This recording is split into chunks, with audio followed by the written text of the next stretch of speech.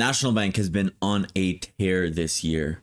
They're actually the single best performing stock in my portfolio from the start of 2024 to the end of 2024.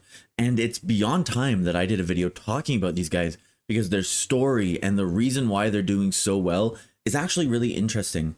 And there's no industry in Canada that dominates the way the financial industry does. So it's time to talk about bank number 6, National Bank. Welcome back to Golden Arch Investing. My name is Liam. On this channel, we talk all about Canadian investing. And today we're back home. We're talking about a Canadian company in Canada. And this company is pretty special. For a long time, the banks were dominated by 5. We had RBC, TD, we had BMO, Scotia, and CIBC. And with the exception of RBC on top and TD in second place, we've seen them kind of fluctuating who really is up and down depending on, the year and what's going on. But recently, we've heard of it as the Big 6, adding National Bank to the list. And they've done a couple things, particularly in 2024, that have cemented themselves amongst the big Canadian financial institutions and have had massive, massive returns for us as shareholders. So let's talk about these guys. Let's talk about what they sort of come from. Let's talk about what they did that got them so popular in 2024. And let's talk about why investors should be happy to own this stock for the future. So National Bank is really a regional specific bank from the Quebec region of Canada, which is of course our French speaking province. And they really flourished in this area, sort of building themselves up as sort of Quebec's bank and the bank that most Quebecois would feel more comfortable with. And they specialized in this region. They knew what to do, how to get people to work with them, the things that their customers were looking for. They were really, really quite good at that. And they managed to grow in Quebec and luckily for them, sort of dodge the regions of Toronto and Vancouver in Ontario and BC respectively. Because of this, and because of their sort of roots in this Quebecois system, they also have a very, very strong risk management mindset, ethos at this company.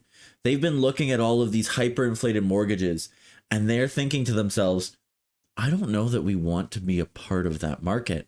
And instead, they've managed to grow in other markets, in other parts of the country, and in other assets and other loans that have let them be a little bit less concerned about the growing provision for credit loss that has so many banks on the back foot over 2024. As the Bank of Canada continues to cut rates, it's pretty clear that some of these loans that people have taken at the rates they've taken them are unsustainable. And mortgage rates haven't been dropping. So a lot of people that are trapped in loans they can't afford in places like Toronto and Vancouver run into trouble and bring their lenders, usually the big banks, into trouble with them. National Bank has seemed to avoid most of that drama. The thing that really put these guys on my radar as a Western Canadian was a massive acquisition that came up this year that should be closing, I believe, in the next year.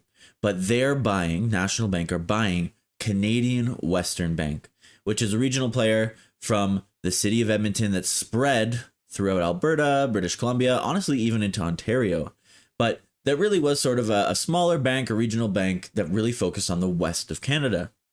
Now, you don't have to be a geography whiz to understand that National Bank's strong focus in the far east of Canada, buying a regional player in the far west of Canada, has finally really made these guys a national brand that is going to be recognized everywhere in the country. And they've managed to push themselves up a little bit as all of these other competitors that have had various challenges over the last year or have been stuck in acquisitions of their own missed out on this opportunity that looks like, if it goes the way National intends, could be awesome. Now, as investors, I know there's been some chatter about the price that was paid for Canadian Western Bank. I know personally myself, I looked at it and not being incredibly familiar with the world of bank acquisitions, it was shocking to me. But I strongly believe that National Bank has a plan and knows that by making these strategic acquisitions, they're going to be able to pull in a much larger group of people in these economically prosperous parts of the country. Now, as tough as the Canadian economy is right now, there is no part of this country growing faster than Alberta.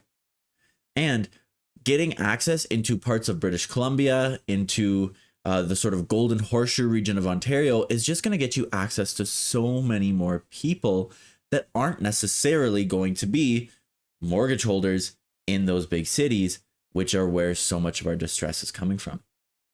Now, do I believe that this acquisition will be an amazing, immediately accretive thing to National Bank? Maybe not. But I do think that them purchasing this player and really cementing themselves as, hey, we buy banks too. We're one of the big dogs and we're in a position where we're going to spread all the way across the country. We're going to compete in every market is a really strong shot across the bow to some of the weaker of the big five Canadian banks. I mean, there have been lots of news stories about TD's recent weaknesses. There have been lots of news stories about challenges with people like BMO, with people like Scotia. Maybe National Bank sees this time right now as their opportunity to jump ahead a little bit and to capture some of this market while these other banks are in a position where they can't actually afford to be giving the kinds of loans people are looking for, to be making some of the moves, to be giving the same kind of interest. It just looks like National is putting themselves in a position to win. This is an investing channel at the end of the day, so we kind of have to talk about the numbers. What exactly is it that National is doing that has made people so happy? Well, we've been looking at a compounded, I have it right here, a compounded revenue growth rate of about 8.5% before this big acquisition came through. And we're going to be looking at a diluted EPS 5-year compound annual growth rate of 10.5%. So they're growing high single digits revenue, low double digits EPS. So they're growing their revenue, they're growing their earnings, they're managing to gain market share and to access clients that maybe are more profitable to them as a bank in contrast to some of their competitors.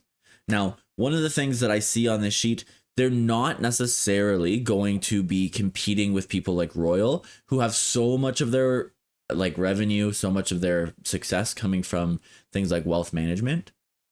But it does look like in the world of Canadian commercial banking, these guys are eating people's lunch.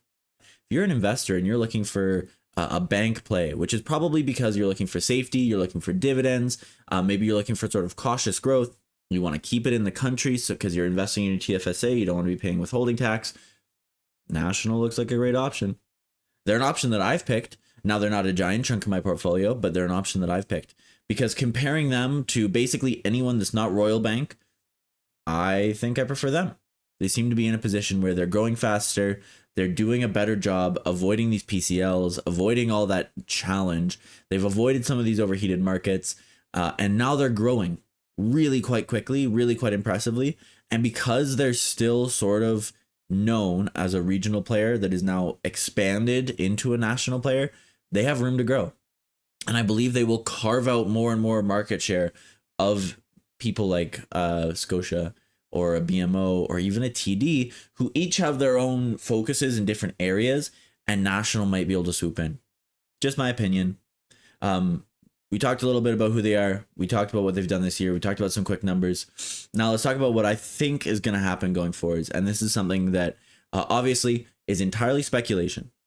But I believe that because of their sort of newer brand identity among many Canadians, because of their impressive growth, because of their honestly great job knowing how to serve specific groups of customers, I think they're going to continue to grow quite quickly. I think we're probably looking at them breaking the top 5 at some point within my time horizon. So, I'm holding maybe 20 years. I wouldn't be shocked to see them anywhere up to number 3 in that time. Now that's massive. Obviously, that means that I might maybe slightly neutral bearish on Scotia or BMO or CIBC. Actually, CIBC has been doing great, so I'll leave them alone and I'll say Scotia and BMO. Maybe I'm not super excited for their futures compared to National, but I think that National Bank is going to find their niche and replicate their success that they've had in the east of the country, in the rest of the country. I think that buying Canadian Western, depending on how exactly they brand it, maybe all those become National Bank branches and everything gets folded in under one, or maybe they have it running as a sort of like a credit union that is part of their company, the same way that some banks have done in other countries, right? However that works, I think if they're able to continue to focus on the right kinds of banking strategies that work really well in Western Canada, right? They find these areas that maybe have quick economic growth, right? So we're thinking Alberta, right? Throwing up homes. People are moving here quite quickly. We think about even British Columbia. Lots of northeastern BC is really, really heating up as the sort of natural gas markets continue to heat up. And as many parts of the rest of the country seem unsustainable, right? There's all sorts of parts of BC and Alberta that have gained a huge amount of population and a huge amount of economic growth. And honestly, even the rest of the prairies, right? Saskatchewan, Manitoba, there's all sorts of opportunities for people there. People are recognizing that these provinces have opportunities that maybe they need to advertise a little bit better to the rest of the country and are moving there. And I think having this like Western branch might be super cool for them. I would love to see that. If it does all get folded in and become part of National Bank proper, as long as they're able to market themselves to the rest of Canadians, I think that my prediction will go ahead anyways. And obviously, if we're looking at them breaking into the top 5, we're looking at another 100+% on this stock. And I'm happy to sit and wait 5-10 years for 100+% on a bank stock, right? I think that if they can keep their compound annual growth rates in these high single digits, and their stock performs maybe not as great as 2024, but continues to perform to the levels that I expect, I think we're probably looking at some really great returns in the medium to long term. And I am personally going to be along for the ride. I think that personally, the next year, again, if you're a swing trader, relax. This is not the moment to be buying this for increased momentum, right? The big news has already come out. The year is kind of wrapping. The Canadian economy is weak. Maybe they look at like a, neutral to weak start to 2025 as they wrap this acquisition and go through the drama of dealing with that. And then, they have to sort of fold in CWB and deal with all those challenges. And then as they come out on the other side, that's where we see growth. That's where we see things picking up. And again, they've managed to execute on so many different levels over the last several years. I think they're looking for a really excellent next 5 years, right? The second half of the 2020s, I think will be awesome for National Bank. But all that being said, I would love to hear your opinions down in the comments below. I'll pin a comment down there. Just let me know. What do you think? Do you like National Bank? Do you think these guys are growing? Do you agree with me that you think they could break that top 5? Or do you think that I'm totally missing and that somebody else is doing better among that group that you think I should be looking at? Yeah, let me know down in the comments. For that, that's all I have for you today, and I'll see you in the next one.